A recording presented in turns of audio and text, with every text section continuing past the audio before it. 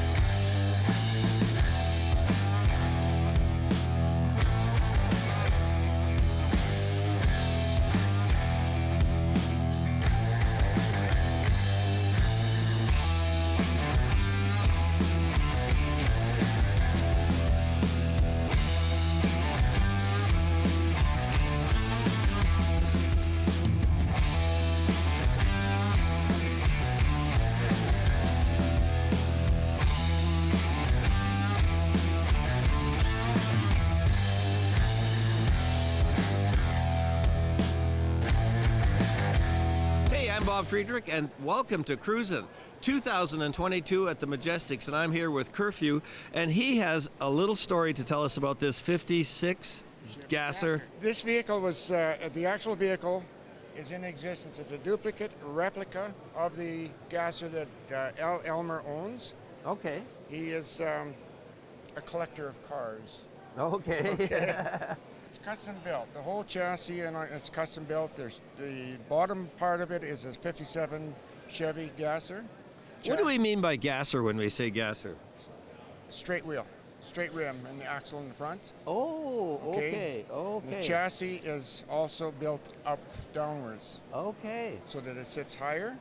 Okay. That's a 4.6. So basically, does it have a steering mechanism? Oh, yeah. Okay, yeah. It's fully functional. It's just that the suspension is now a straight shaft. Okay, right. There's 300 hours in this. 300 hours? Oh my God! I had to source out the parts, for example, the rims, to match exactly to what he had bought. Okay. And I went through my parts supplies, and I went through 2,000 sets of rims to find those. So this is the Regina scale modelers. Okay. And you've been with that for a long time too, huh? It's been about 24 years. So what got you building models in the beginning? I was 9 years old, building model airplanes in a small community. Oh, really? And all we could buy was what we could get across the line in Scobie, Montana. Okay. And we were buying kits for 79 cents. And it's grown from there. So how many models do you own yourself personally, Curfew? Just a round figure. Built? Yeah. About 400. And how many to build? Right now, I pared that down. I've got about 60 right now that are. I'll never make them. I'll never ever build them all. You never build them all. I've realized that. Yeah. I've opened up an eBay store. Oh. So I sell kits online. What do you call your eBay store? It's Curfew Model Kits by Curfew 48. Curfew by 48? Model Kits by Curfew 48. Curfew 48. Wow. 48 0 is born. Oh, okay. What is that car up there? That is a 1928 Lincoln L stretch model called the Dietrich. What's your name, sir? I'm Roger McPherson. McPherson, okay. Did you do that, or did you buy? You built that? Yes. Wow. Yep. And I did a whole bunch of stuff to this that took me a year. That's when cars were really cars back then, huh? Yeah, this was fun because the original car had wooden floorboards and wooden running boards, and the kit didn't supply that kind of stuff. So I added that. You built that in there, yes, wooden floors. Yes. And then I decided if I've gone that far, I might as well go everywhere. So the engine compartment has every detail that the car came with. And the underside shows you all the linkage details, steering drag link, which is working. Oh my goodness. All the shift linkage and brake lines and... How many hours have you got into that? I don't know if I could count them, but I would think it took me probably a year and a half in weekends and evenings working on this to get it finished. So it was a lot of fun. Oh, And, it's a beautiful car. The goal was to build something as realistic as possible, and it's all in the little details. I actually built a windshield wiper. I manufactured the actual hood ornament and the grill. Okay. That's in the front of it. And if you look at the grill insert, those are all quilting pins. Quilting pins? Yes, Wow. instead of plastic. Oh my God. Look at the number of headlights and badges and things in the front of that Lincoln. Well, there's actually little bulbs in the headlights the kit didn't supply and things like that. This was also the model that was most commonly used by presidents. Oh. One of them was Calvin Coolidge, and he loved cigars, so there's a humidor back there for him. Well, thank you very much. We appreciate it. You're welcome. Okay, take care. Thanks, Curfew. No problem. Thank you for coming. You bet. Hey, we're here with Janice Schweitzer, and her husband and son have gone over to the swap meet, but she says she knows everything about this car. Thank you very much.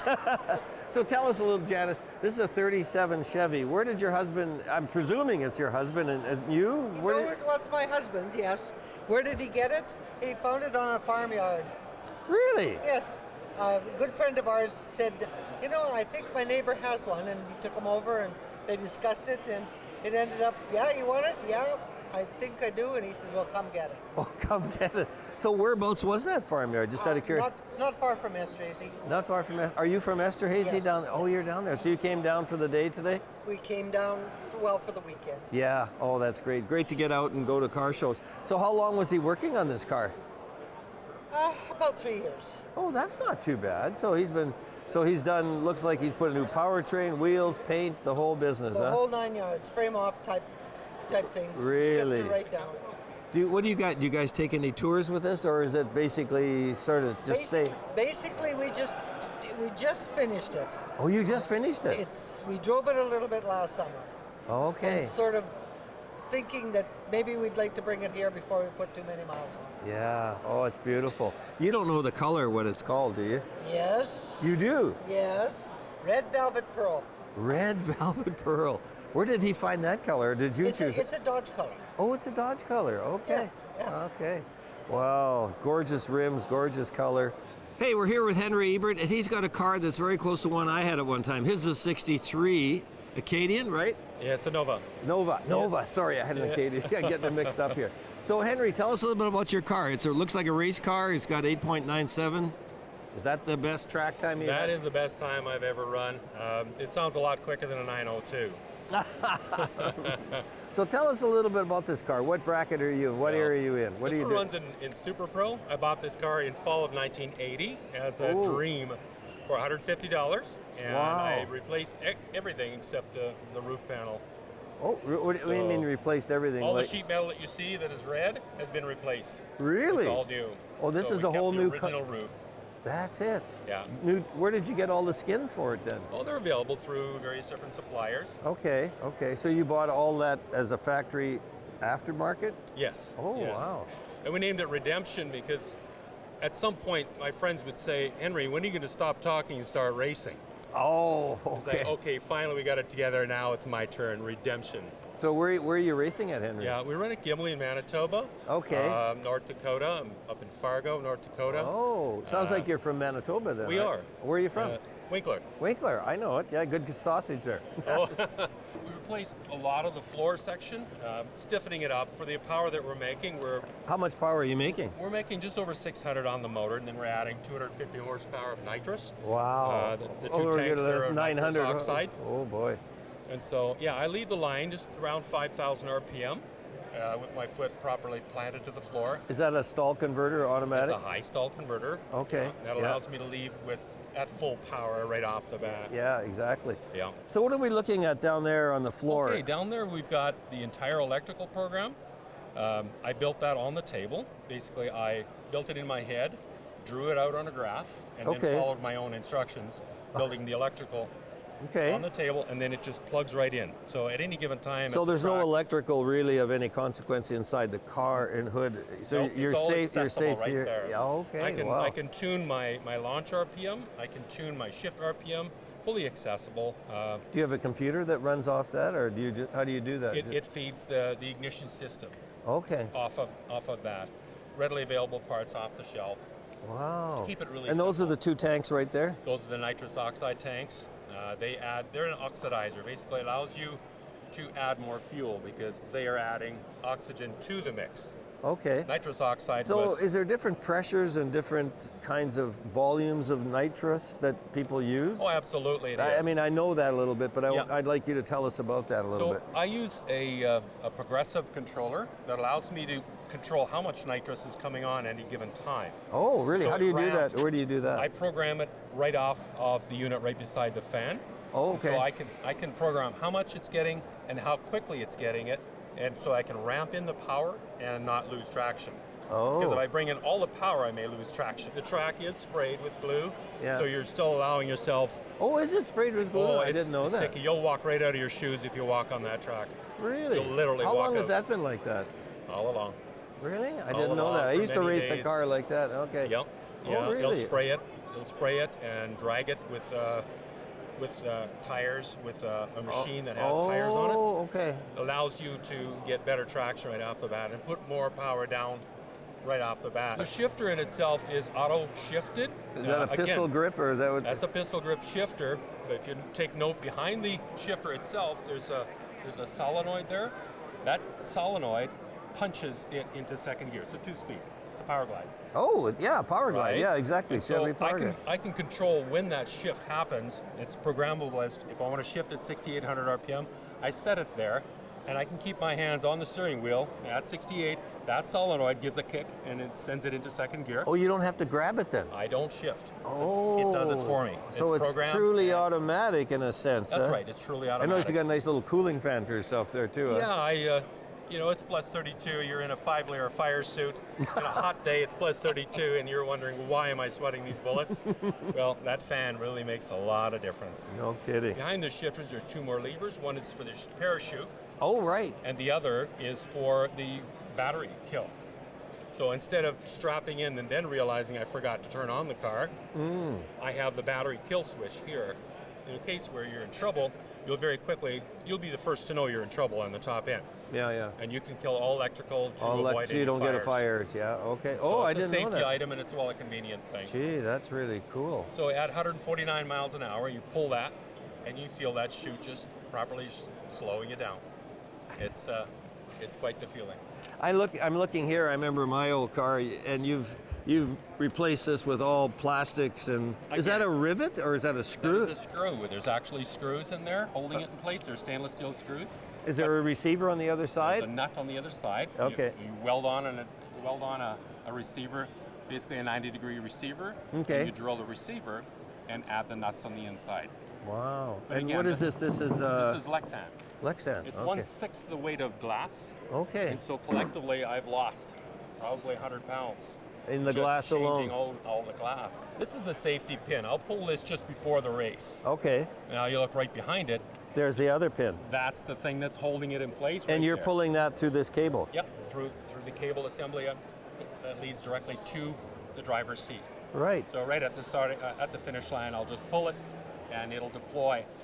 Do you feel it hard or is it a soft? It's quite soft. It doesn't jerk you back into your belts. It's not that kind of a jerk. Yeah. But Okay. you feel like your brakes are so much more efficient because you got 2 actions on your deceleration, right? Yeah. You got 2 drag Especially points. on a Yeah. shorter track. You want to pull the chute at 149 miles an hour. So who packs the other chute? end. You? I do.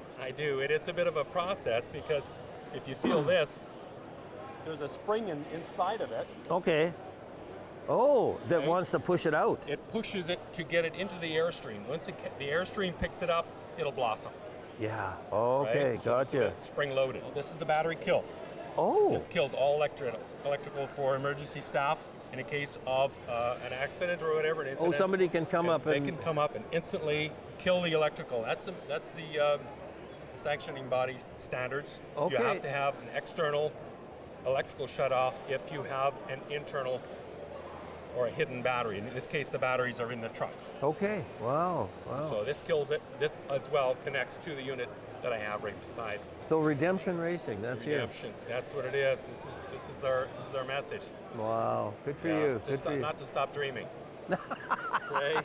Do For it. me- Go for out and me, do it. You go out and do it. Drag racing is this. It's the worst investment you'll never regret. I like that.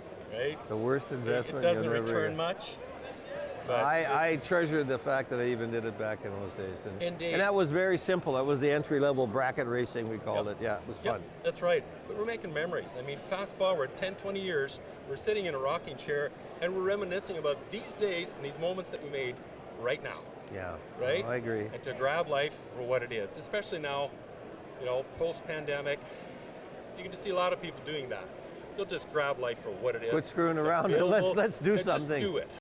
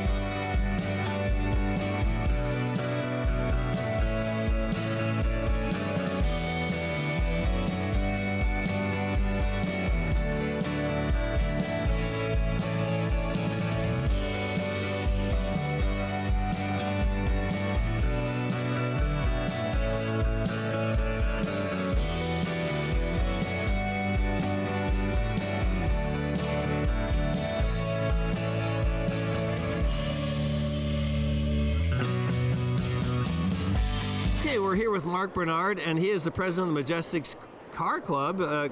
Is that the right way to say it? That is the, yep. Okay, so this is 2022. You haven't had a show in 2 years. What's it feel like? It's good to be back, honestly, it is. Having those 2 years off gave us a nice little reset, and I think everybody's really eager to come out. So I'm looking here at your car, and you've got a Pontiac 1940. Is that an Arrow? Is that what it says? That's right, yeah. So what have you been doing for the last 2 years? Well, COVID was on, I guess, whatever it is. Honestly, I finished this car in 2019. And Oh, so did it's- you? Yeah, Oh, you finished- oh, you- 2020 was when it was supposed to be shown, and obviously with everything going on, we couldn't show it. So this show in Saskatoon was the first show for it. Oh, it's such a beautiful car too, Thank you. Mark. I really appreciate it. I mean, just... And you call it Marjorie? Marjorie, yeah, that was my one of my grandma's names. It started as a field car, is what we would call it. So when I found it, it was basically just sitting there, nothing, right? Just, Really? Where yeah. was it? Where was Marjorie hanging out? Kind of a really long story, but an old club member, a past member of ours, had bought it back in 1989. Oh, wow. Yeah, from pre-late Saskatchewan. They worked on it for the first winter, and then Okay. they basically got tired of it or whatever Fatigued happened. or whatever, Yep, yeah. and then they just put it in storage. So Okay. he ended up passing away, and I bought it from the widow. Are those seats totally custom? Are they... Those are actually from a 90 Oldsmobile convertible. Okay, Yeah. nice, nice. Front and back? Yes. Yeah. Okay. And the color you chose, what did you choose for a color? So the red is a Mercedes color. Oh, really? Basically just picked it out of a book. Okay. And the white is a Peugeot, so it's a European white. So Peugeot white. Kind of has that look to it. I don't know There's a gold why. in between that not a lot of people realize, but there's a three-tone in between there. There's a three-tone, like that silver, you There's mean? a gold in between the red and the white. Oh, really? Yeah. Okay, cool. Well, what have we got in there? So we've got a small block Chevy, 350 cubic inch. The old reliable, huh? Yeah. So a little bit of motor work done to it. Aluminum heads, mild cam, all Edelbrock carburation intake. Smells like fresh paint still, like it. Oh yeah, maybe it might be the cleaner. Who knows? Yeah. Oh, fantastic. Automatic transmission and Aussie rear end. Really? Yep. What's that saying in the side of the firewall That there? actually was signed by Jimmy Shine. He's a famous car builder down in the States. Yes. How did you get him to do that? He was in our show one year. And yes. That's about 3-4 years ago, wasn't it? 2018 or 17. What, did he come over to your place and sign it? No, there? I had the car here. Oh, you had the car here. Yeah. Okay. And he signed it. Yeah. Oh, is that ever cool?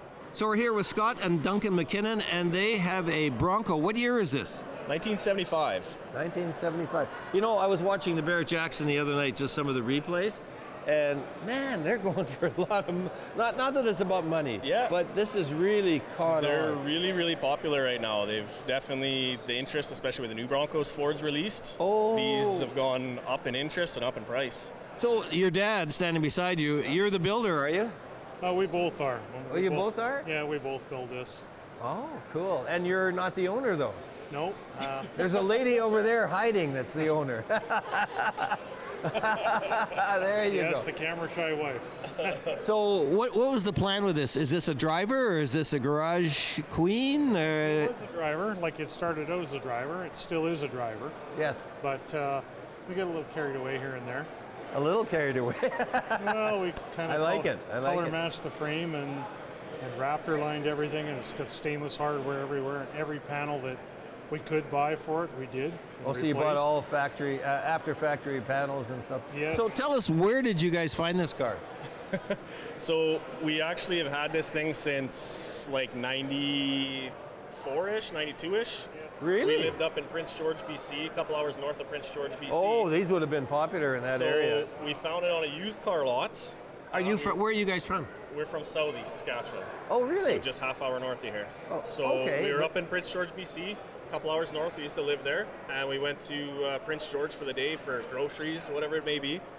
And we come across this at a used car lot. A used car lot? Yeah, and they had a sign on it that it doesn't run, and first, I can't remember what they said, $1,500, Well, something like that. I went in to see if it was for sale, and he said, "No, we're going to scrap it." I said, "No, you're not." Yeah, every single piece that's possible is new for this truck. So the only original piece to this truck would be the frame, the hood, and the glove box door. Let's start a little bit in the front here. What have you guys done here with the powertrain? What have you got here? So it's got a 5-liter HO out of like a newer style Mustang, like an 88 Okay, Mustang. okay.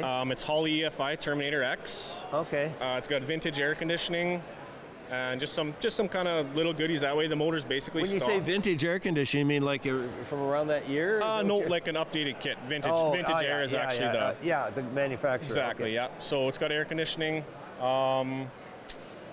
Other than that, like the drivetrain is mostly stock. We just kind of went through and freshened everything up. The transmission, the differentials, everything's freshened up. Clutch, Wow. all that kind of stuff. Still 3 in the tree.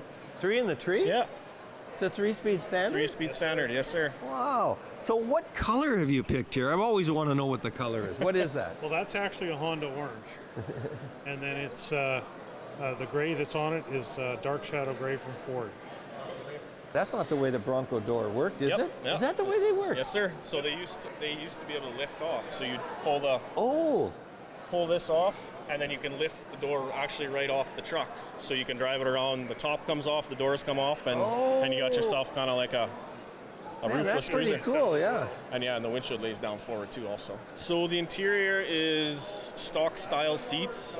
We sent them to, I think the guy was out of Grand Coulee. Okay. And he did custom colors and stuff. Mom Nice. picked out the colors. She wanted a different insert from the When we say mom, does she drive this thing every day? No, she hasn't driven it every day yet. So we built it, and then COVID came around. Yeah. And she doesn't want to drive it much until she wanted to put it in 1 or 2 car shows first, before it got its first chip or scratch. So how did mom end up owning this? It's kind of cool in a way. She just always loved the Broncos. So She told me I either had to do it or sell it. So I said, "I'll tell you what, it's your birthday coming up. I'll give it to you." Really? So I gave it to her, and that gave me another 2 years, and then she said, all right, now you have to do it. Now you're making deals. Good for So you. we made a deal. And So it got I see done. a picture. Is that it there? in that- That's what it looked like when Do you we want to bought grab it. that? Yeah. Here, let's just see what that looks like. Oh my God, that's is a two-tone blue then at the time, huh? Yeah, it was blue and white. Oh, you guys made a nice book out of it. Oh, look at that. Kind of how it started. And it was a little rusty. Were you planning on a Bronco? It just kind of bit you one day. I had a 72 before this one, and I've Oh, you know what they're all always about. wanted another one. And when we come across this one, it was like, I got to have it. So you know what you were dealing with right away. Yeah. Yeah. The only thing with this one is we replaced absolutely everything from the frame up. So what are the wheel size on there? What have you got there? They're 15-inch. They're 15-inch rim, and they're 35-inch tall tire. So how does the four-wheel drive work on it? Do you actually have to get out and change the lock on it? These still have the old manual hubs on them. You have to lock them in and then lock the transfer case in. Okay. Yeah. Wow. It's old school. Yeah. So when it's in four-wheel drive, are all four wheels, they're locked in power? They're engaged. There's no limited slip or any of that Well, stuff? there is a little bit of limited slip to it because it's not a full posi in the front. Okay. You'd have a heck of a time driving if it was. Well, that's what I was thinking, yeah. So they've made some accommodation for driving and turning and all Yeah, that. the front is not a posi. The back is. So I'm here with Darren Latosky, and he's got a 64 Chevelle, not a Beaumont, as I asked him. So this is an American-made car, right? Yes, it is. Yeah, you betcha it is. Tell us a little about your car here, the 64. That's such a beautiful year for these two. Oh, thank you. Yeah, it's the first year of the Chevelle. Yes. I basically just did a few modifications that I thought should be done from 1964. This is the way my idea of what this car should look like, basically. So I trimmed out a few things of that and made it all modern so that I can drive it, and kind of went from there. Darren, this is an eye popper. What have you got in there? I got a LS3 6.2 liter. Okay. So if we're talking cubic inches, what would we be there? It's 273 cubic inches. Oh, okay. So yeah, it's not huge, but it's the same motor that they put in the Camaros, or like in 2014. Yeah. Or so you took this is a new powertrain in there. Right? Exactly. Yeah. Oh, it's okay. a connecting cruise, so it came right from GM Performance, and it has everything: the transmission, the controllers. It was really a nice kit. So you got a nice car, brand new car. Yep. It's all new powertrain. Yep. So where did you find your Chevelle? Actually, it was a friend of my brother's. He had it for years and years, and he just never got around to fixing it up. Okay. And kind of lost interest, I guess you could say. Yes. And so then I was able to purchase it. And is it here in Regina? Here? Yes, in Regina. Yes. Wow. What is that color?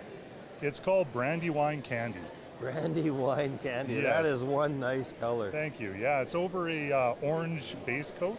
Oh, really? And then it has about 8 coats of the Brandywine Candy on top of that to hide it.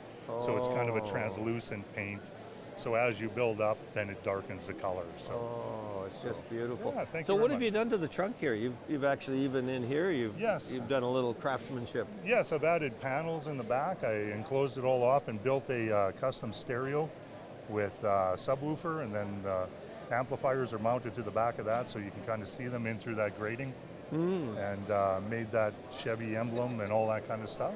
Beautiful. Yeah. I love the dash configuration too. Right, yeah, I got a Dakota Digital's dash in there, and it's a really amazing dash. It's got digital readout. It's all in kilometers an hour. It hooks up to the LS flawlessly. I got oil pressure right away, temperature. Everything just worked out really well. Oh, it's such a beautiful car. Yeah, well done, well done. You know, actually, between the paint and the chrome, it's a really nice look, isn't it? Oh, thank you. Yeah, that's kind of the look I was going for, was the burgundy red, the chrome, and black. That was kind of the theme for the whole car, just sticking with that. It's kind of still got the whole 64 Chevelle feel and look to it. It's not changed that much, really. No, that's what I was looking for. Looking for a new car drivability, but yet the old sheet metal style. I know. Right, with steel dash now. So You've just done kind a lot of work. How many years have you been? Well, it's probably been about 7 years, I would say, from start to finish. Looks like it too.